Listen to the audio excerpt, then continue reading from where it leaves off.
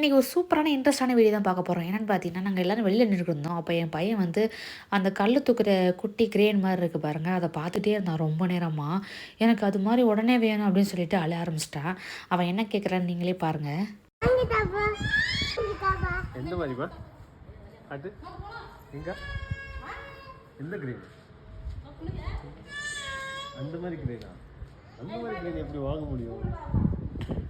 இந்த மாதிரி கிரேன் தானே உனக்கு வேணும் அப்படின்னு சொல்லிட்டு என் பையனை கொண்டாந்து சோபாவில் உட்கார வச்சிட்டார். நீ ஒரு நிமிஷம் வெயிட் பண்ணு, நான் உனக்கு சர்ப்ரைஸ் கொண்டு வரேன் அப்படின்னு சொல்லிட்டு அவனையும் சோபாவில் உட்கார வச்சுட்டு வேகமாக எங்கேயோ போனார். எங்கேடா போகிறாரு அப்படின்னு சொல்லிட்டு நானும் பின்னாடியே போனேன். வாஷிங் மிஷின் ரூமில் வந்து நிறையா தேவையில்லாத பொருட்கள்லாம் அங்கே வந்து கொஞ்சம் போட்டு வச்சுருப்பேன். அங்கே போய்ட்டு ஒரு பாக்ஸ் எடுத்தார். அப்புறம் ஒரு கயிறு இருந்துச்சு, அதையும் எடுத்துகிட்டு வந்தார். என்னடா கயிறையும் பாக்ஸ் எடுத்துகிட்டு வராருன்னு பார்த்தா அந்த பாக்ஸ் வந்து லைட்டாக ஒரு ஓட்டை இருந்துச்சு, பழைய பாக்ஸ் அது. அதை எடுத்து வேகமாக எடுத்து க்ளூ வச்சு ஒட்டிட்டாரு. என்னடா பண்ணிக்கிட்டு இருக்காரு அப்படின்னு நான் அப்படியே பின்னாடியே ஃபாலோ பண்ணிக்கிட்டே போனேன்.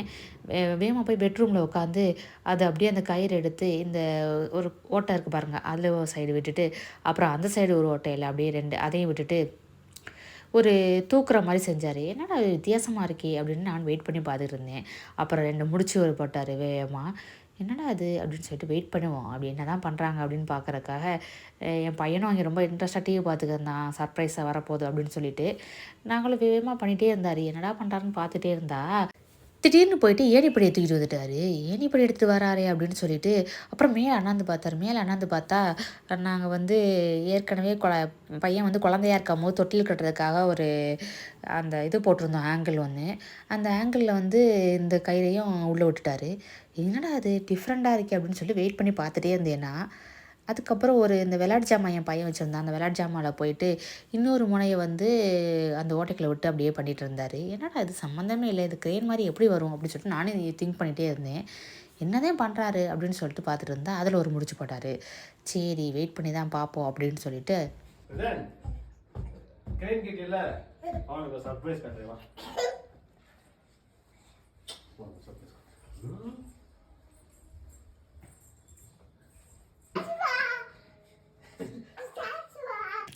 பார்த்தீங்களா, க்ரெயின் மாதிரியே சூப்பராக செஞ்சுட்டாரு. உடனே அவனோட காரெல்லாம் தூக்கி அதில் போட ஆரம்பிச்சிட்டான். வெயிட்டு தாங்குமா தாங்காது அப்படின்னு நாங்களும் பார்த்துக்கிருக்க.